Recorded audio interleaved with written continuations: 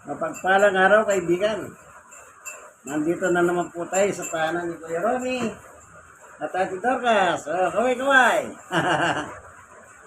Alam nyo, itong mag-asawang ito, biyaya ng Diyos. Sa edad nilang 80 na po sila eh. Kita nyo, nakakasiyo pa si Ate Dorcas. 80, 80 na po yung edad nila.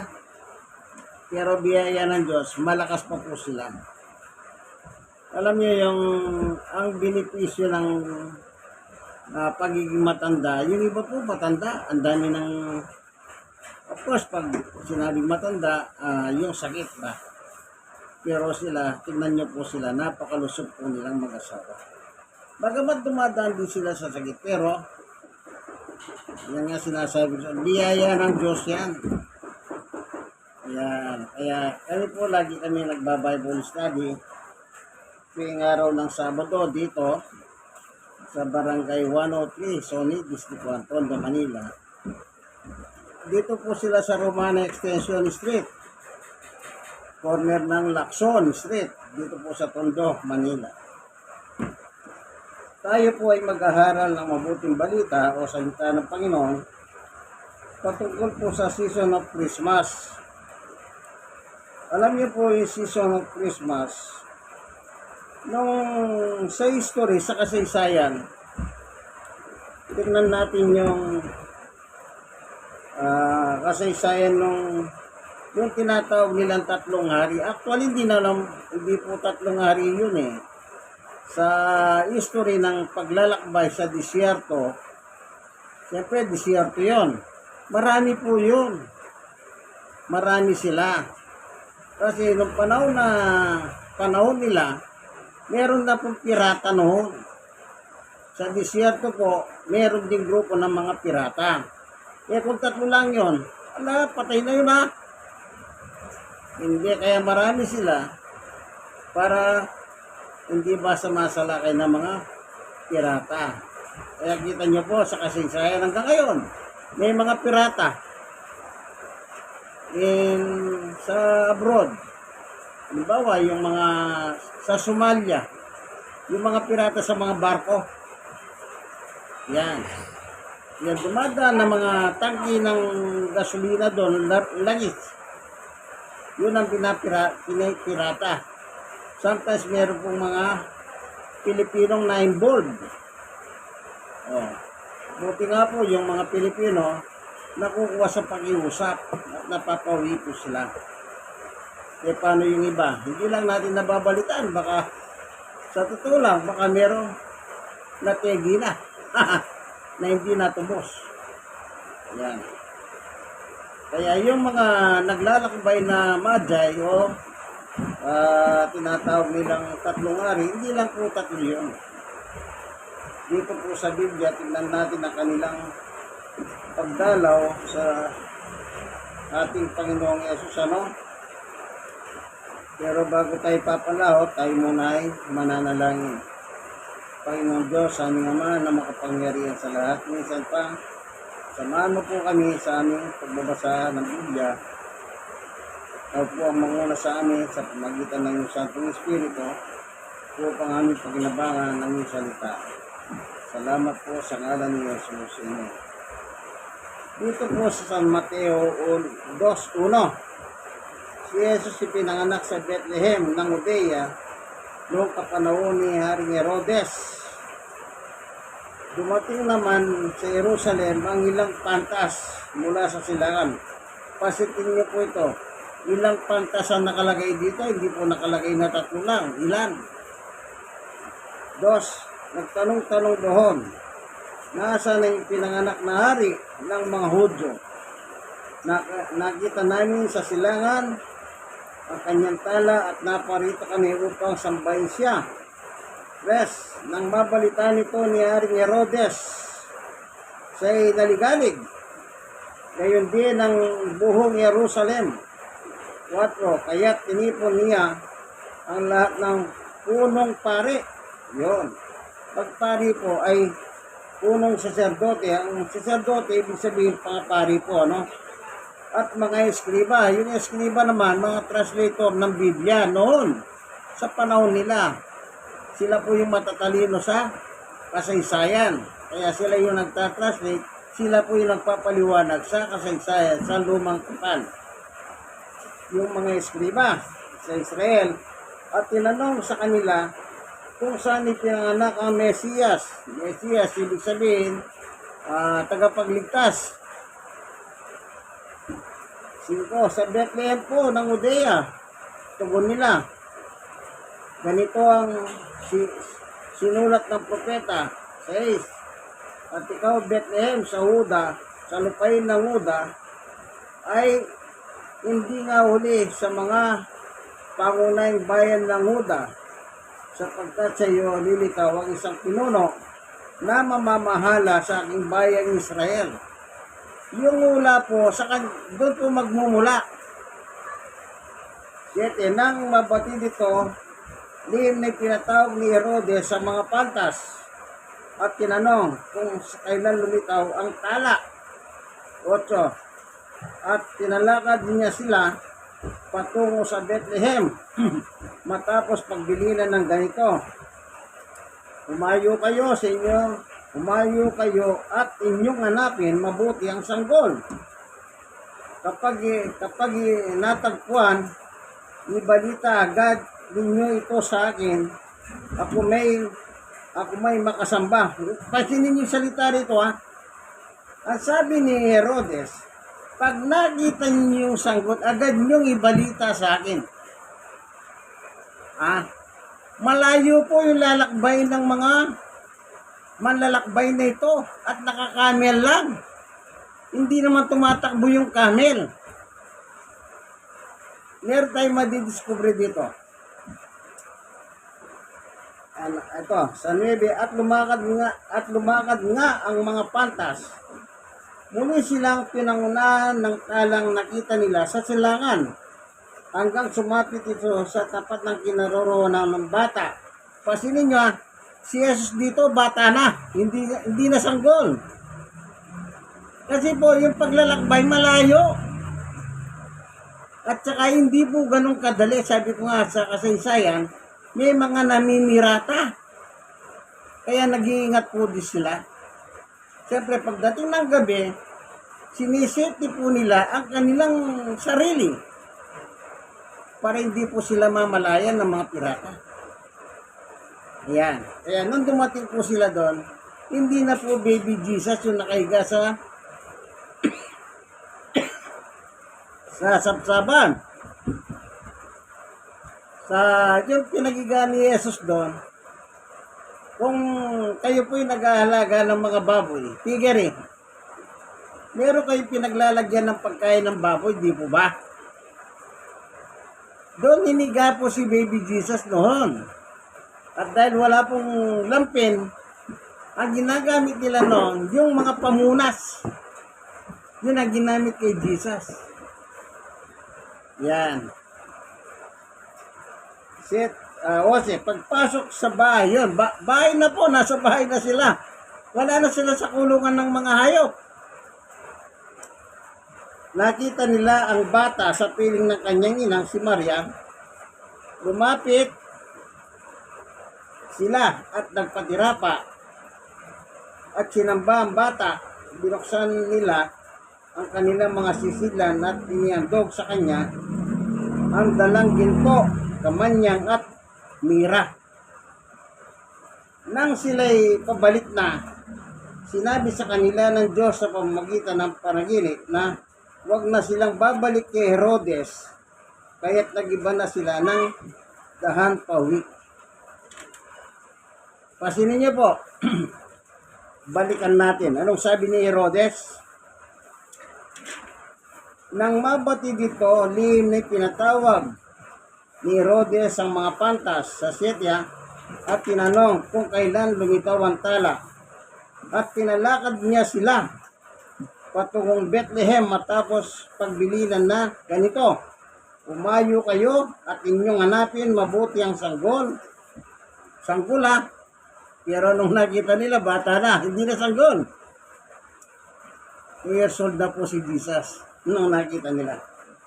Kapag inyong natagpuan, ibalita agad ninyo sa akin upang ako may makasamba sa kanya. Panluloko po yun.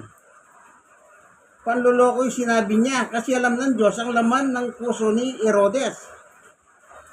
Kasi tingnan niyo po sa 3, nang mabalita ni Haring Herodes, siya'y naligalig.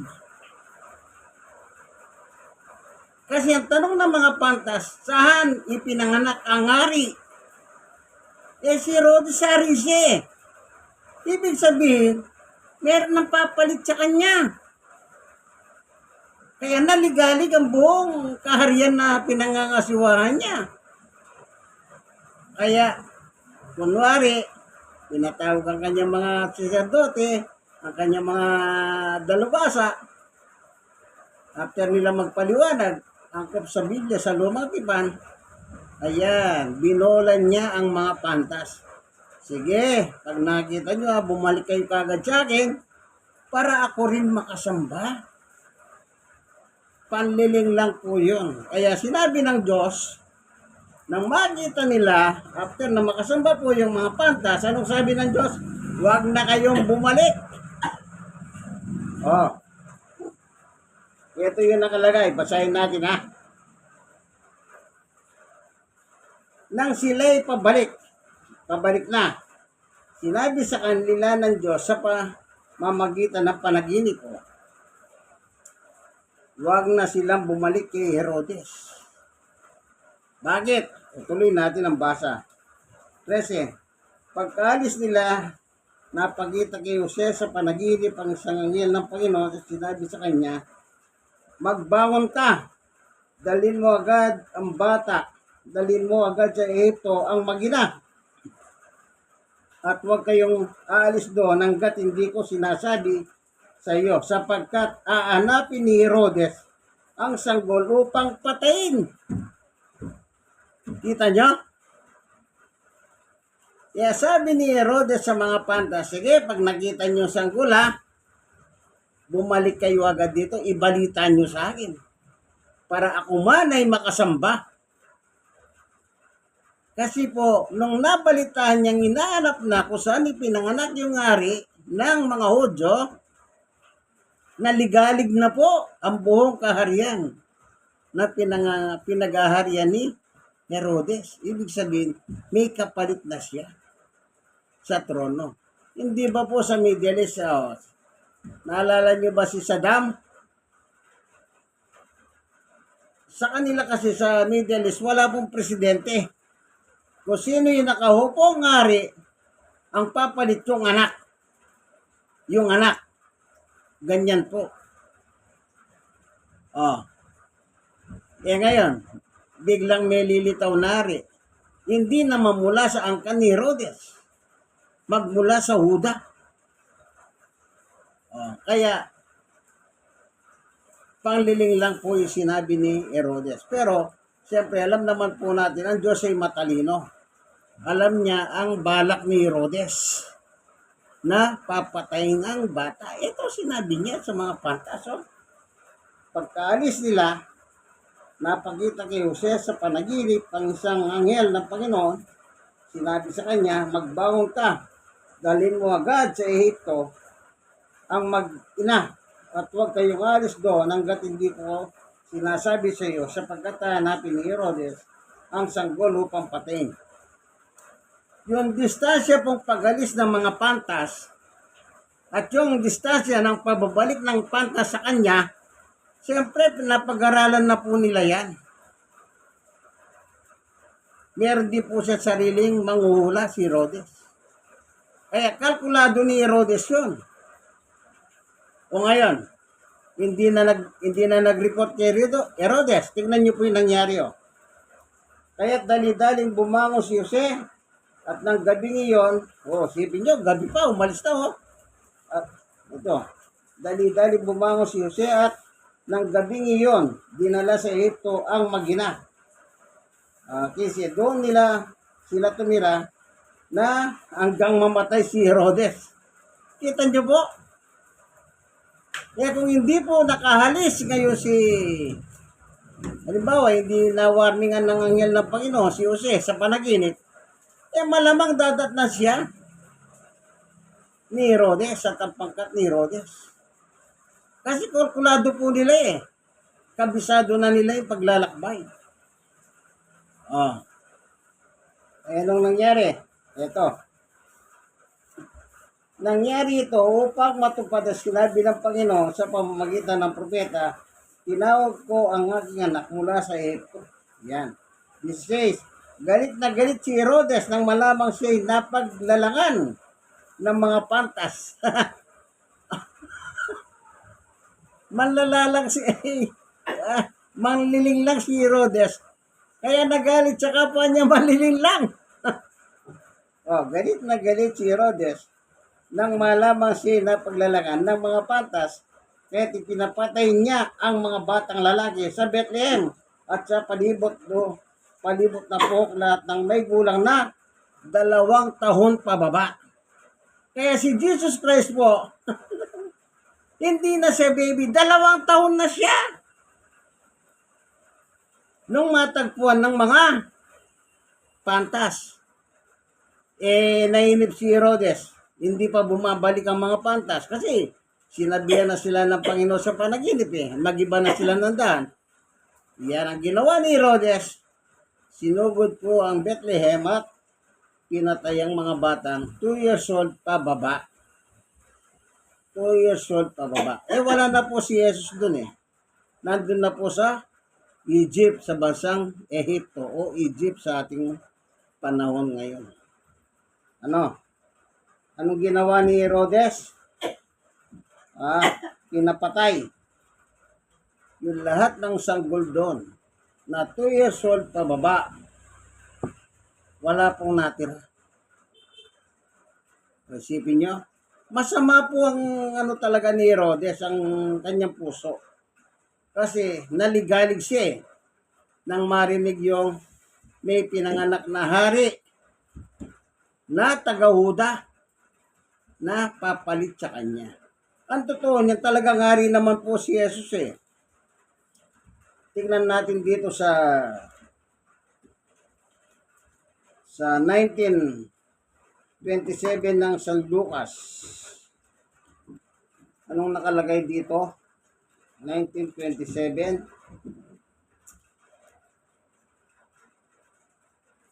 Babasahin po natin, ano?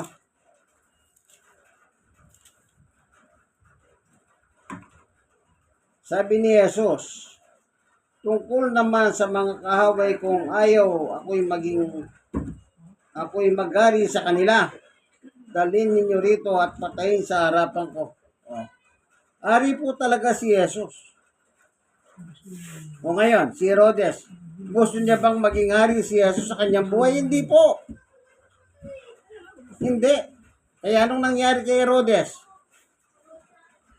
Namatay po si Herodes. Hindi siya nagtagumpay. Namatay siya.